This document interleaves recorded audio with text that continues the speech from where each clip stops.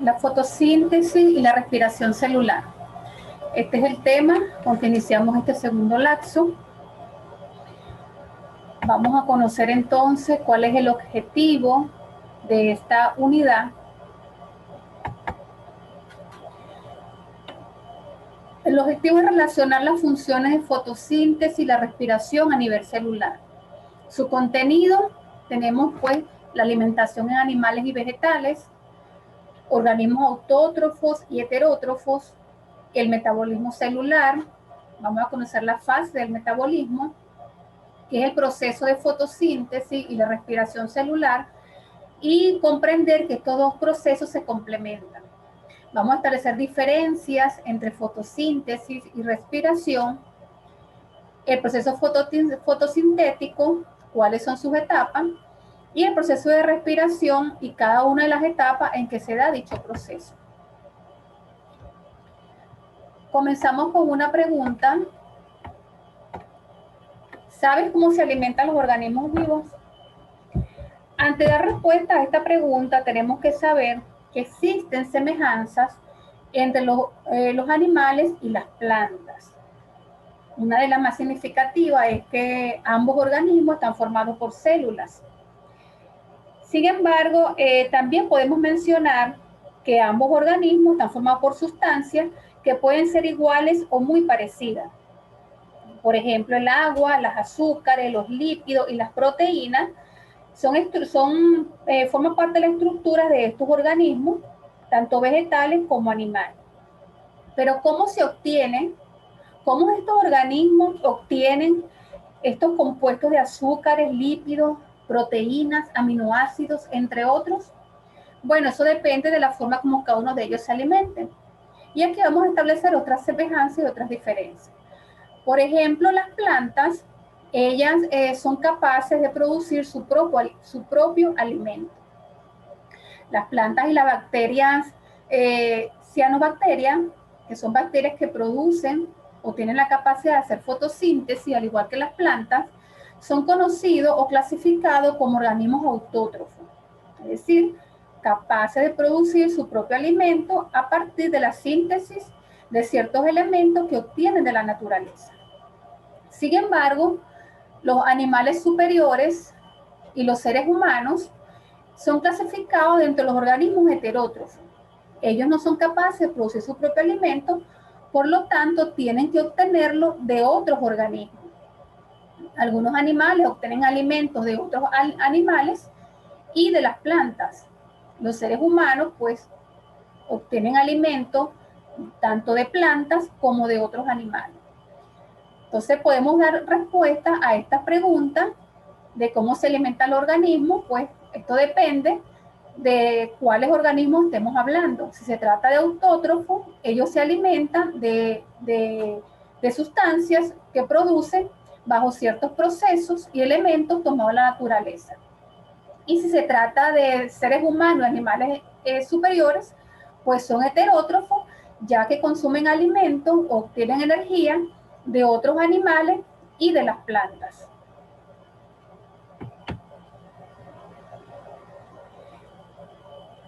¿Qué se conoce como metabolismo celular? El metabolismo celular es un conjunto de reacciones bioquímicas que ocurren dentro de las células de cualquier organismo vivo, bien sea para ganar energía o para perder energía. Y se divide en dos.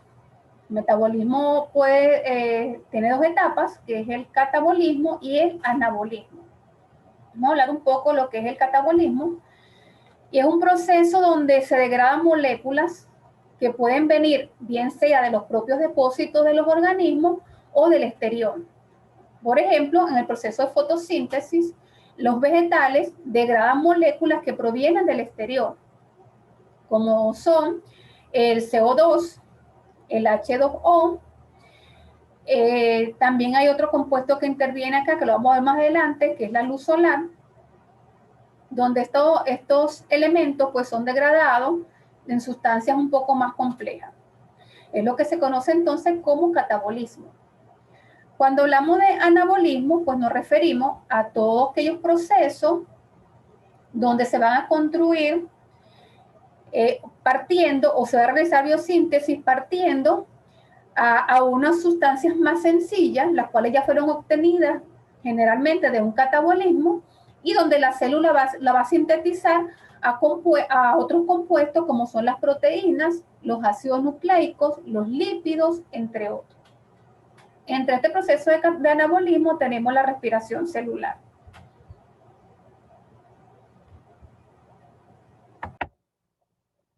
Tenemos entonces la fotosíntesis y la respiración celular. Pero ¿por qué ambos procesos se complementan? Esto lo podemos explicar entendiendo primero que los organismos autótrofos, ellos son capaces, con la ayuda de la energía solar y a través de la función fotosintética, de transformar el agua y el dióxido de carbono que toman del ambiente en materia orgánica, tales como las azúcares. Esta materia es esencial para el mantenimiento de la vida, no solamente la vida de los autótrofos, sino de la vida de los organismos heterótrofos. En este proceso, además de originarse materia orgánica, se libera oxígeno en la atmósfera. La materia orgánica y el oxígeno son aprovechados por vegetales y animales en el proceso de respiración celular. Y es allí donde vemos entonces por qué el proceso de respiración y fotosíntesis se complementan.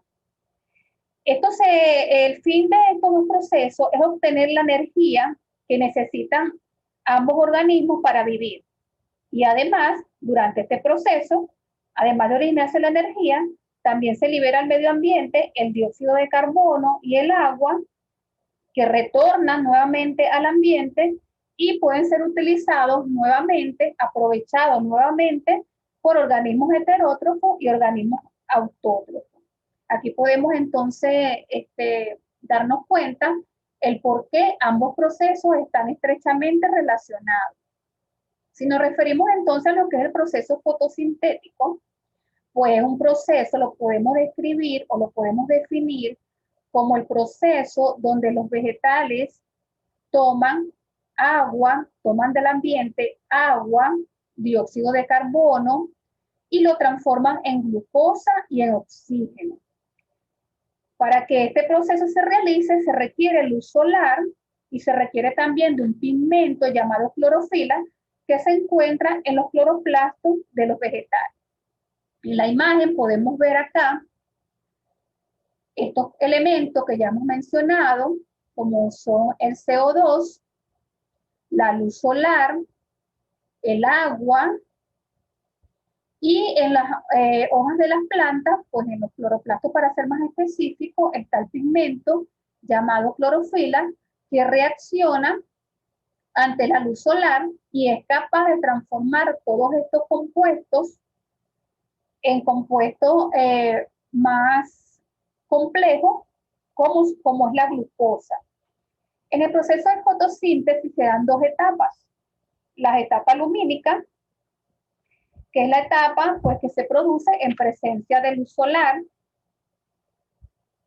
Esta etapa lumínica consiste, o es la primera fase de la fotosíntesis, y durante ella la clorofila capta la luz del sol, se excita, esta molécula se excita y produce la fotólisis del agua.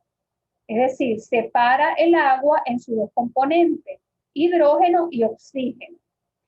En esta separación, el oxígeno, vemos acá la imagen, es liberado a la atmósfera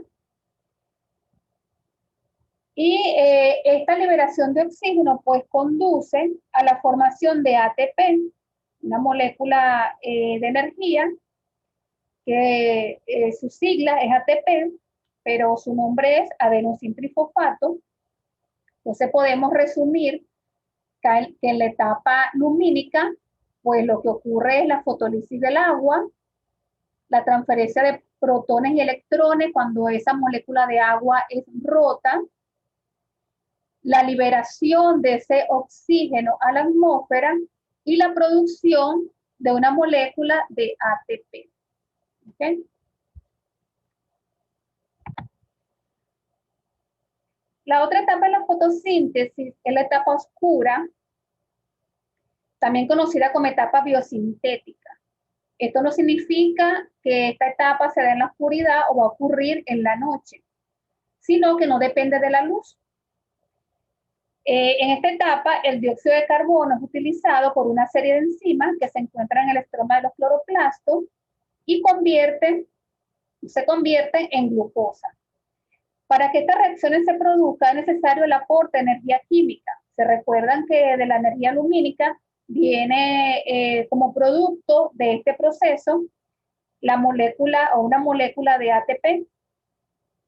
Esta molécula de ATP es el resultado pues del proceso de tanto de la etapa lumínica como de la etapa oscura. Así como también otra molécula llamada NADPH,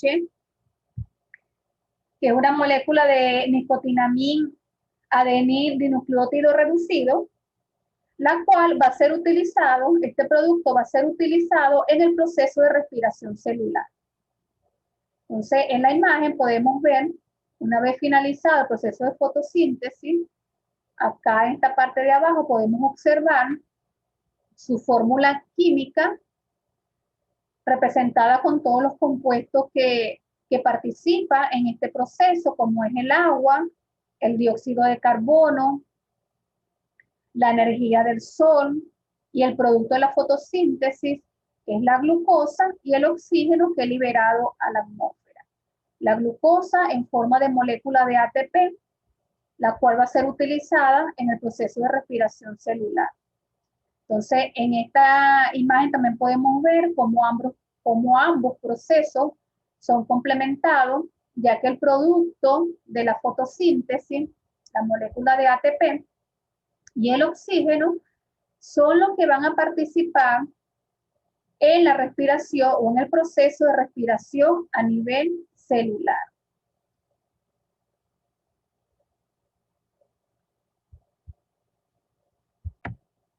A diferencia del proceso de fotosíntesis, la respiración es una vía metabólica que tiene como finalidad la liberación de esa energía química que está contenida en la glucosa para ser utilizada en el organismo.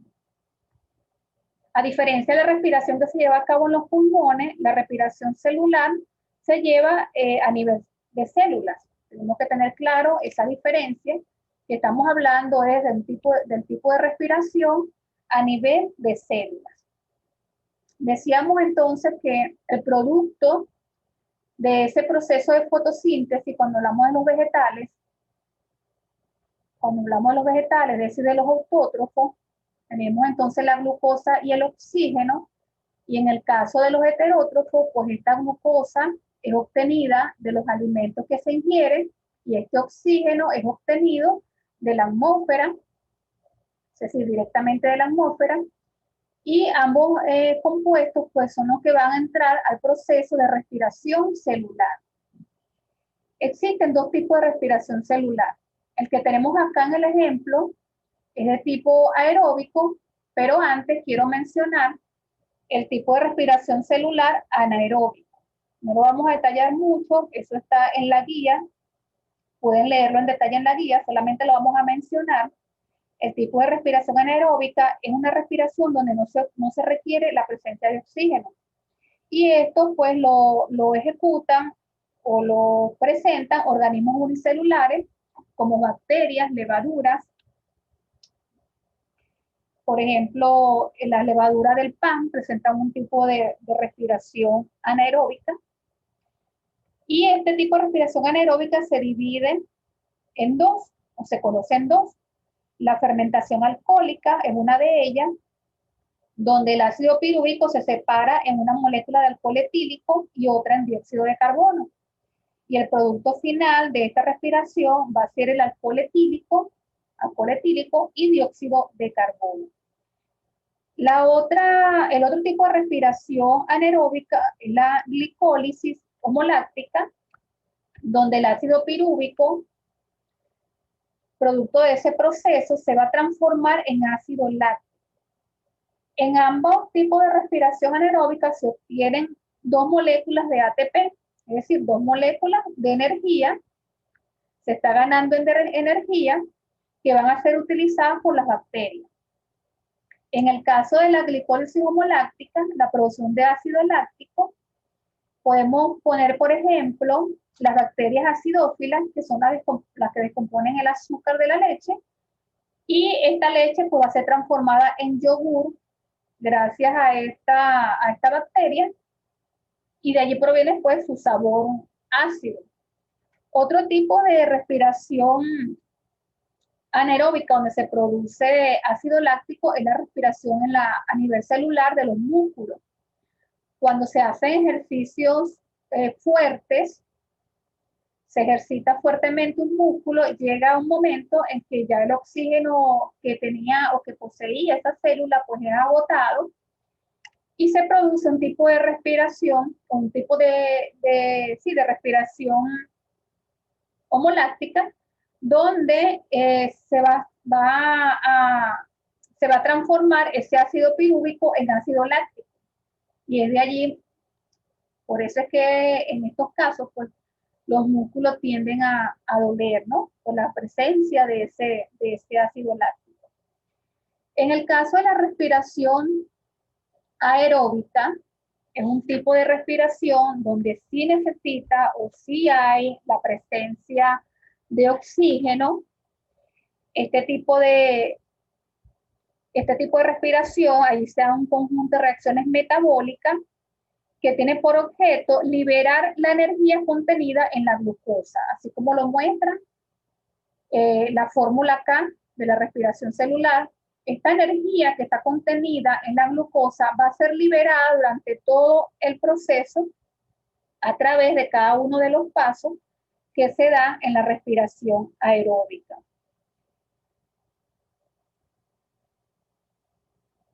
La respiración aeróbica consta de varias etapas, como son la glucólisis, la formación de acetilcoenzima A, el ciclo de Krebs y la cadena respiratoria.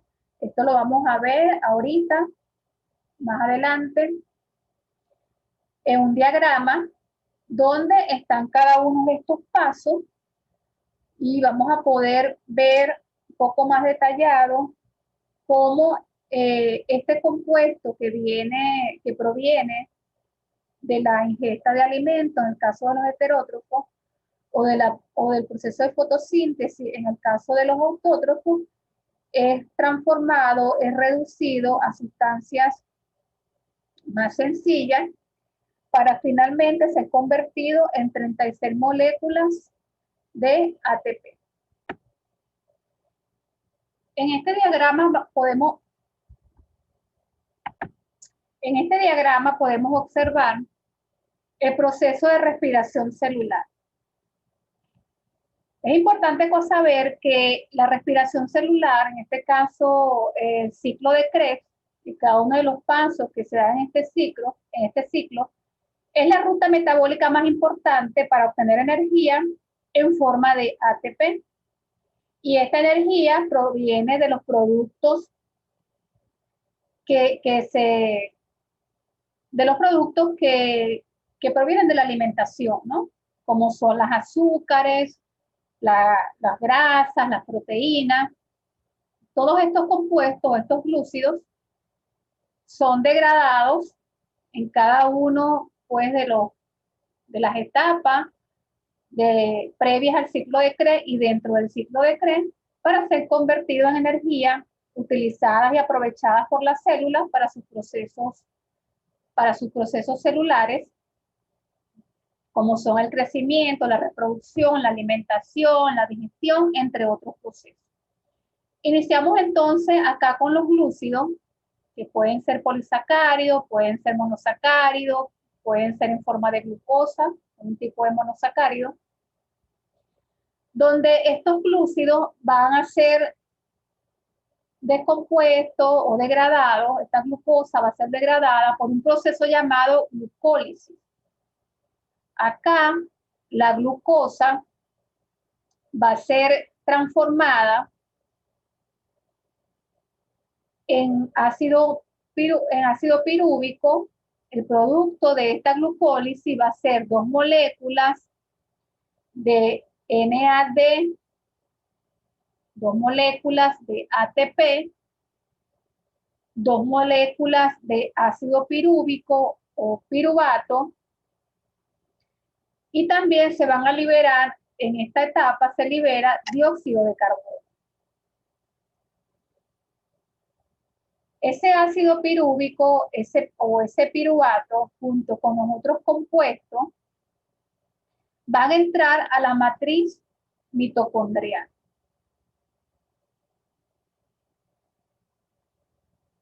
Entran a la matriz mitocondrial donde se van a sufrir una descarboxilación, se va a eliminar una molécula de CO2 y se va a producir el acetil-CoA, una coenzima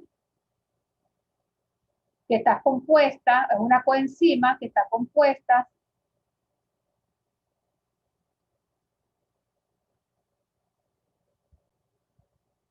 compuesta por los productos que vienen de la glucólisis. Además, utiliza las proteínas, los aminoácidos, los ácidos grasos, productos pues de esa descomposición o esa degradación de la glucosa. El acetil-CoA o del acetil-CoA se van a generar otros productos, otras moléculas, como lo son 3 moléculas de adenosín, vamos a señalarlas acá. Se van a producir 3 moléculas de nicotinamina, adenín, dinucleótido reducido, que en sus siglas es NADH. Se va a producir una molécula de flamín, adenín, dinucleótido, una molécula de guanosin trifosfato o GTP y 2 moléculas de CO2 que va a ser liberada durante esta etapa del proceso. Estos componentes, productos de la degradación del acetil-CoA, son los que van a entrar al ciclo de Krebs. Es importante en este punto saber que por cada molécula de ácido pirúvico, se va a producir 2 ciclos.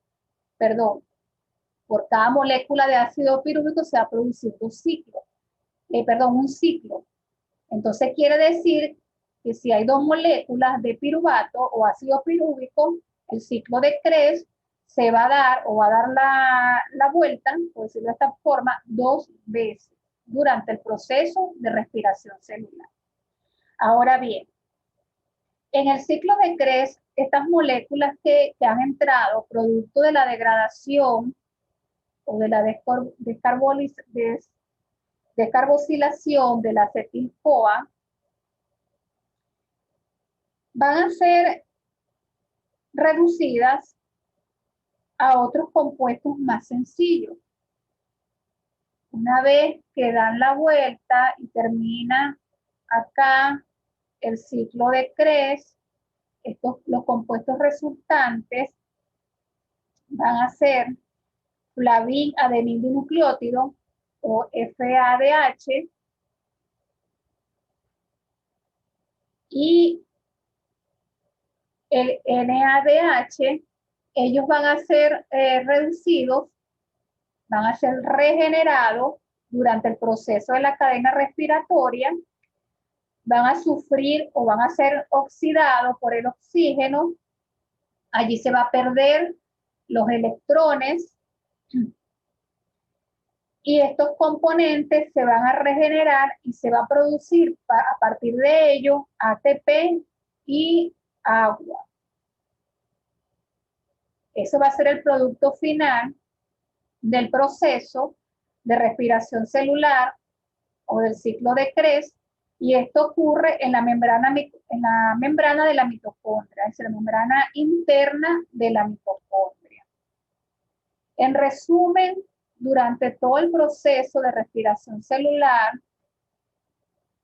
partiendo de unas moléculas de glucosa, se va a producir la liberación de dióxido de carbono, se produce agua en forma de vapor de agua y se van a producir, al final del proceso, se van a obtener 36 moléculas de adenosíntrifosfato, ATP, como se conoce con sus siglas, las cuales son necesarias para que la célula pueda realizar sus procesos, sus procesos como de crecimiento, de reproducción celular, de alimentación, entre otros procesos que allí pues son indispensables para la supervivencia de la célula. Entonces, hasta acá pues hemos explicado el proceso de fotosíntesis, cuáles son los elementos que participan en la fotosíntesis y cómo estos elementos, producto de la fotosíntesis, en el caso de los vegetales, las bacterias capaces de realizar fotosíntesis, como son las cianobacterias, cómo estos productos resultantes, como es la glucosa y el oxígeno, el cual es liberado a la atmósfera, es utilizado por organismos heterótrofos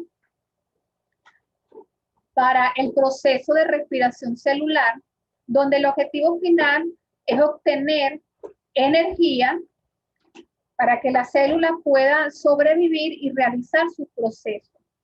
Entonces, allí podemos ver, nuevamente lo voy a resaltar, cómo ambos procesos se complementan y vienen pues relacionados uno de otro. Entonces, para que se dé el proceso de respiración celular, pues es necesario que antes se haya obtenido energía en forma de glucosa para que ésta pueda ser transformada entonces por los organismos que realizan pues este tipo de respiración.